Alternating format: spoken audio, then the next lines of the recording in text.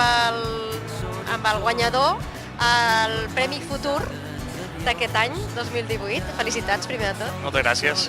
Gràcies. I bé, doncs parlem de quin vi havíem dit que parlaríem avui. L'Esparter.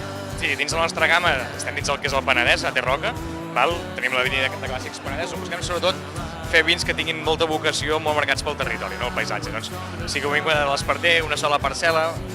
Creiem que dins el món dels escumosos hi ha una evolució i la gent va cap a buscar més la tipicitat, la identitat del territori, i aquí anem a personalitzar-ho amb una parcel·la única, especial, una parcel·la de sòl molt calcari dins de la part del massís del Garraf, a la vessant nord, a la zona de l'Ordal. 4 hectàrees de Macabeu que ens agradaven moltíssim, sobretot per l'exposició de la vinya, l'exposició nord-oest, on tens només sol de matí, un vinya molt més frescal. I aquí buscàvem això, un llarg envelliment, 40 mesos de criança, on vagi descobrint tot el potencial, tota la identitat d'aquesta parcel·la amb tot aquest temps de criança, no?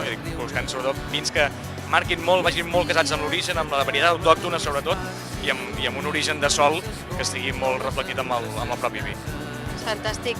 Moltíssimes felicitats un altre cop pel premi i que tingueu molta sort. Moltes gràcies, a vosaltres.